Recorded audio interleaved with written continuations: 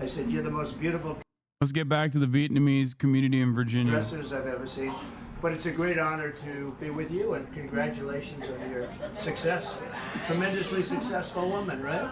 So congratulations, and it's really an honor to be with you. Thank you. And we're going to be with this man. This is a great gentleman. I love his name, Hung Kao. I love that name. And that name alone should get you elected, right? Yes, sir. But more importantly, actually, he's tremendous. He's tremendous. He ran a great primary campaign.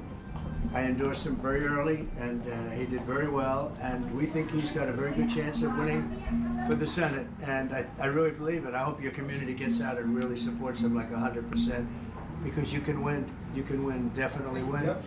And we're looking to win the state, and I think we will win the state. We're looking at polls that are showing us with a lead in the state, which is traditionally not necessarily for Republicans, but I'm not the average Republican. Exactly, sir. And neither are you. And so, please, we'd like to say a few words. Dạ, xin chào quý vị. Cảm ơn quý vị tới đây bữa nay. Không thể gọi hải diện để represent người Mỹ gốc Việt. Ladies and gentlemen, thank you so much for being here. I'm so honored to represent the Vietnamese American community. Next year is the 50th anniversary of the fall of Saigon, and we'll have the first Vietnamese American U.S. Senator on the anniversary. So thank you for presenting. Make America great again! And you know what you just... Bro said the fall of Saigon. I should have just let this video run, instead of literally listening to dumbass chirping chatters being like, excuse me. Like, I should have just let the next 2 minutes on this video run instead of trying to address chatters about like Vietnamese diaspora, their allegiances to the South Vietnamese government, the far right South Vietnamese government, how they escaped Vietnam and how they were collaborators. Why did I do all of that when he just said it? What you said is actually very important, the first, and you should be the first, and it's time that you had somebody. So I hope your community gets out there 100%. You have a big community here, and thank you very much. A real honor. Now I'm going to buy something. They're going to show me something. I'm going to buy something beautiful. I don't know what it is. Thank you all very much. Appreciate it. All right. Thank you.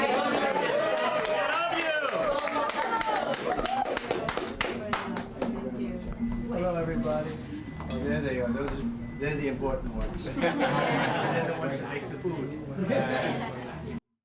Please, for the love of God, please clarify to chatters, there's a huge divide between younger Vietnamese and older gen. Yeah, for sure.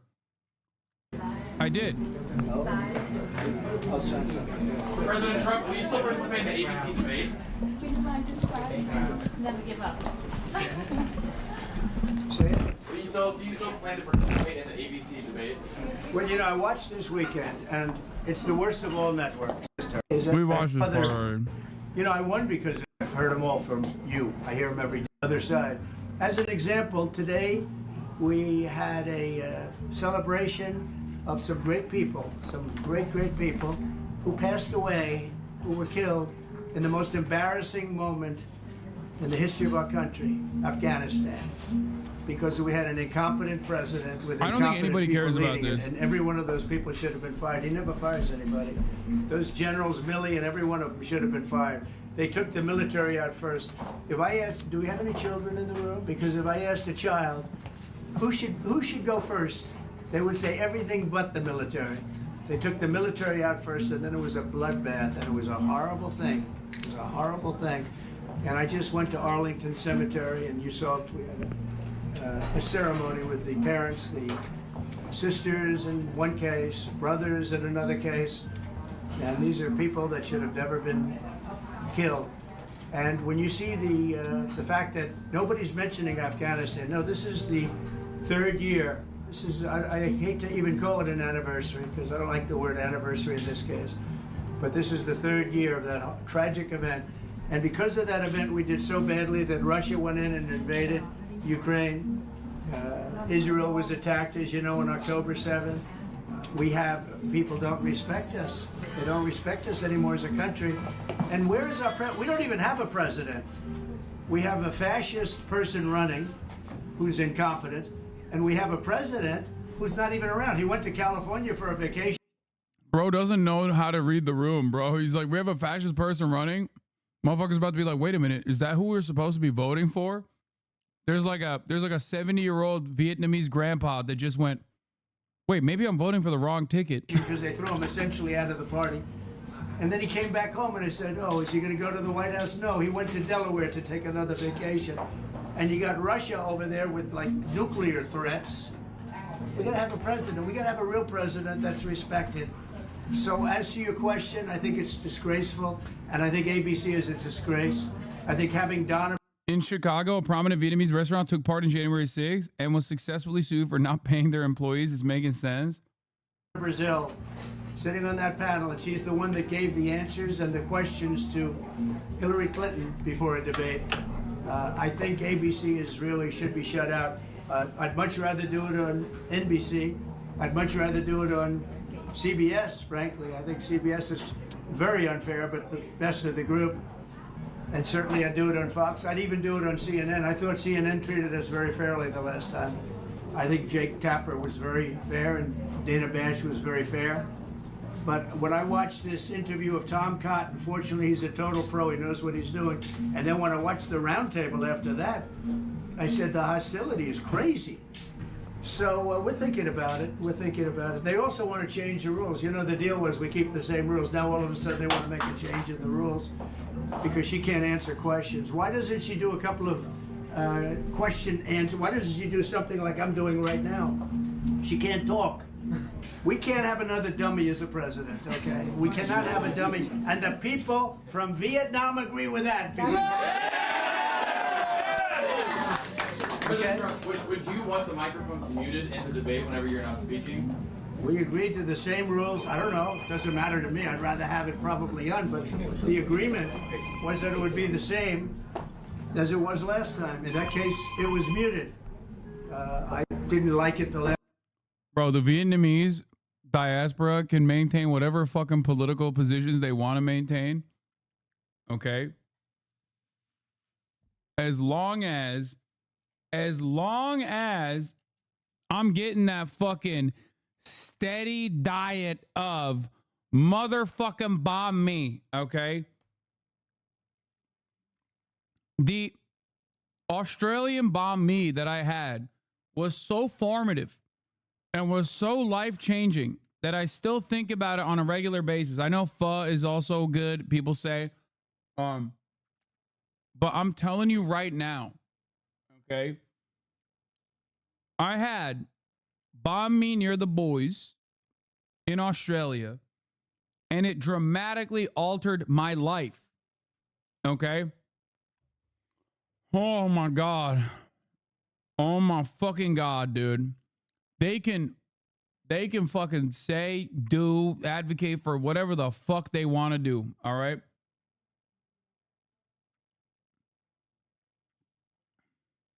Banh mi fits perfectly into American taste. Oh.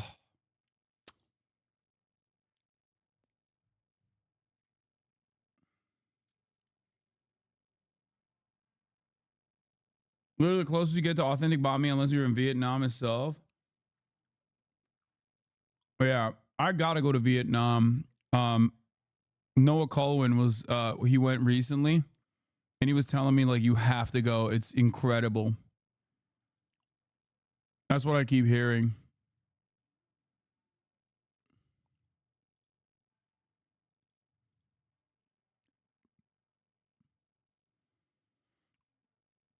Last time, but it worked out fine. I mean, ask Biden how it worked out. It was fine. And I think it should be the same. We agreed to the same rules. Same rules and same specifications. And I think that's probably what it should be. But they're trying to change it. The truth is they're trying to get out of it because she doesn't want to debate. She's not a good debater. She's not a smart person. She doesn't want to debate. But when I looked at the hostility during the weekend, you watch it this week with George Slopadopoulous. And the Vietnamese didn't get that one. You got it, right? Yes, sir. If you didn't get it, I couldn't endorse you. But no, we want to have fairness. We have to bring fairness back to the country. And we have to have a president. We are the closest to World War III, I believe, that we've ever been right now, right this second. And we have a man that just took a vacation in California. He was on the beach. And he came back today. Where's he going? Delaware. Why? Another vacation. He's going for another week. That's not the Vietnamese. They're hard-working people, aren't they? All right. President Trump, how are you specifically preparing for the debate versus Harrison? I'm not. Really? I'm not. I'm not spending a lot of time on it. I think my Spain colonized Philippines and brought Spanish cooking. France colonized Vietnam, brought French cooking. Britain colonized Malaysia and brought Indian cooking. Okay, to be fair, so you're saying it could have been worse. You're saying that they could have been even worse than they were.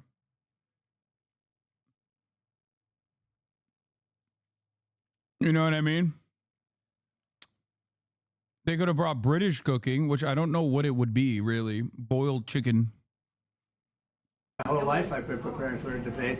You know, you can go in and you can have all sorts of sessions. I watched Mitt Romney go in and he worked so hard. 4 weeks he locked himself into a log cabin, and then he developed lockjaw. He couldn't speak. I watched other people. I mean, you have to be real. You know, you can't cram knowledge into your head for 30 years of knowledge in 1 week. So there's a little debate prep. But I've always done it more or less the same way, and you have to know your subject, and I think I know my subject. I think I know it better than anybody. I created the greatest economy in history. We rebuilt the military. We had no wars other than ISIS, which I inherited, and I beat ISIS in 4 weeks. 4 weeks. We rebuilt the military, and then you see they gave away a lot of the stuff that I rebuilt. They gave billions of dollars away to Afghanistan.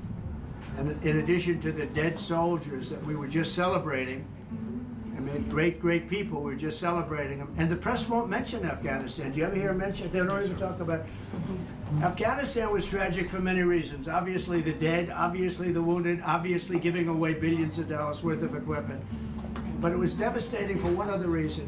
Because of Afghanistan, it showed our enemies that we're incompetent.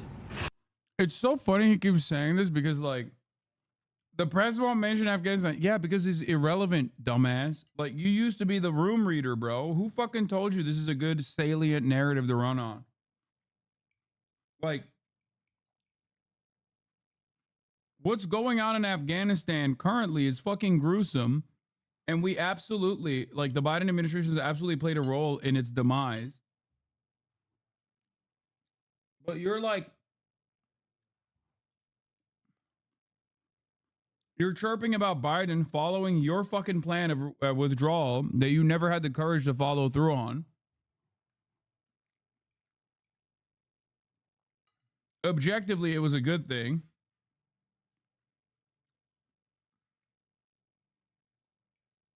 It's so funny to think that, like,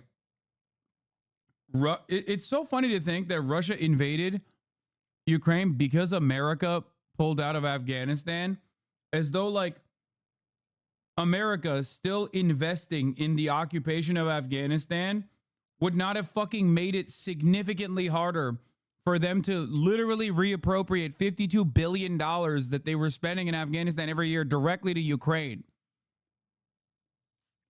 Like, it's such a fucking stupid argument, dude. Like, isn't it even remotely weird that doesn't it strike you as odd that, like, the Afghanistan budget almost entirely went to Ukraine instead of continuing to go to Afghanistan?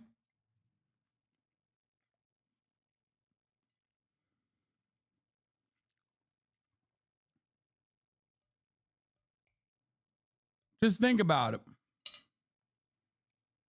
That we have an incompetent president, an incompetent vice president, and look, Putin would have never, if I were president, he would have never gone into Ukraine. When he saw that, when he saw Afghanistan, he said, "This is a great time. Let's go." Because it was the apple of his eye. I know him well, but I always said, "Vladimir, you're not doing it." But it was the apple of his eye.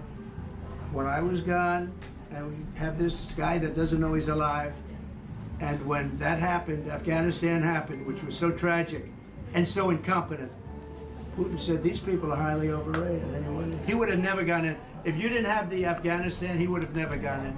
Okay, thank you. We're making it.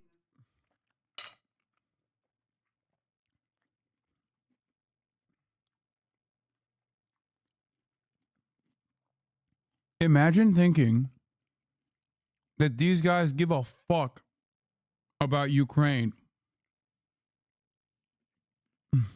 or the Afghan withdrawal. If he wanted to make a better argument, he could have been like, America should have never pulled out of Vietnam. We pulled out of Afghanistan just like Saigon. And we're going to go back into Vietnam, folks. Believe me. We're going to go back. We're going to bring you back to Vietnam. Vietnamese media is obsessed with Ukraine and generally incredibly right-wing. I mean, I know they're right-wing. I don't think these voters in particular give a fuck.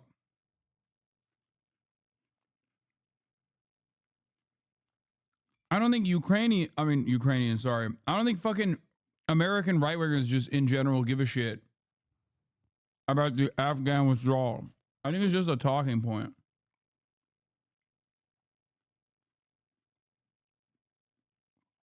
Like, it's Trump trying to get people to care about it by reiterating it, but like, it's not an issue that has a lot of fucking salience or momentum. They don't give a fuck. Because once again, remember, foreign policy is inconsequential and insignificant to the average American, business owner or not. The people that gave a fuck are still in jail from January 6th. Another stop, we're going to Michigan. And next stop is Michigan. We're going to save the auto industry because we're not going to have an auto industry. They're making all electric cars. They're all going to be made in China. And we're not going to have an auto industry. So we're going to go and save the auto industry. We're going to bring back many plants. We're going to make... A lot of military guys love ranting about the few helicopters that left behind. How are you an actual fucking military guy and you make that argument? What do you think the American military does when they withdraw? They trash it. It is more costly to fucking ship old, antiquated, dusty ass fucking equipment than it is to just trash it and leave it behind. Every single fucking military person that actually served knows that. Like, I'm shocked. I've never heard a military person put that forward, like, as an argument.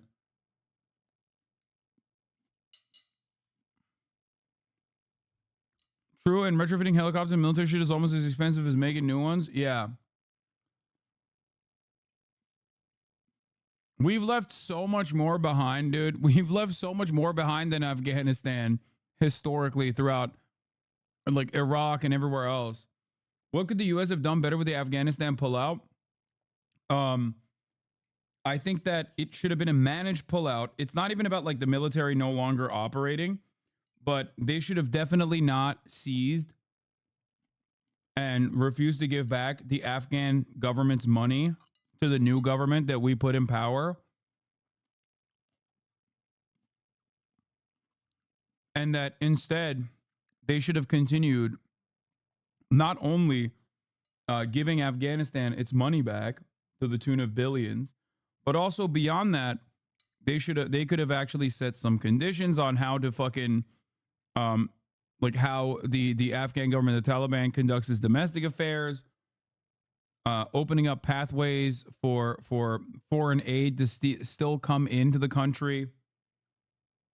Like, I think the Afghan withdrawal wasn't bad. I think what was bad is what we did afterwards, which was starve Afghanistan. Ridiculous. Like, we gave them back their government, and then we just fucked off. And we abandoned it. We froze their fucking funds made it harder for them to survive.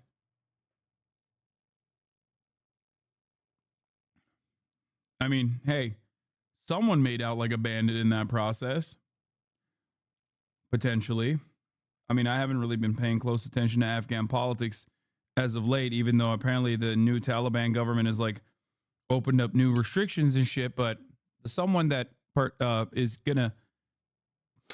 someone that's gonna do better in this process overall is China.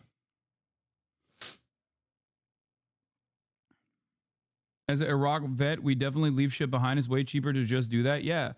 Old ass fucking equipment being left behind is like normal process in the old ass military equipment being left behind in the process is like normal process. That's how we do it always. It's as part of a fucking it's baked into the cost. Like the 3-minute ad break is baked into your experience at the top of the fucking hour, and the cost of that is $6 a month. The cost of avoiding that is $6 a month, or free in the form of a Twitch Prime, right?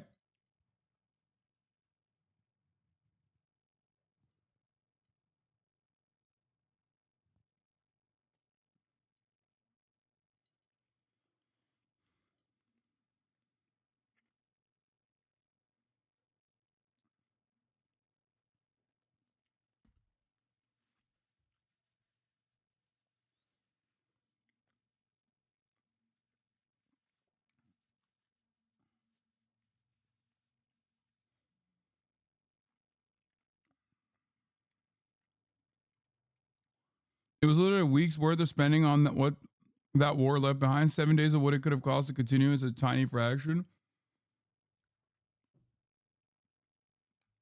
What? Hypothetically, someone says Israel's a legitimate country and Palestine, of course, also has rights. If someone who says that is a Zionist, I don't fucking know. Make automobile production bigger than it ever was in this country, and it'll be easy to do. And we're not going to let China build massive auto factories in Mexico, where they're building them right now. They're building massive factories in Mexico, and they think they're going to make cars in Mexico, sell them into us, and we're going to lose all our jobs. Not going to happen. These people that love Vietnam also, they're very smart people, great business people, great successful business people. When they hear that, you understand just instinctively that I'm right. Thank you all very much. I appreciate it. Okay, someone told them Vietnamese hate the Chinese.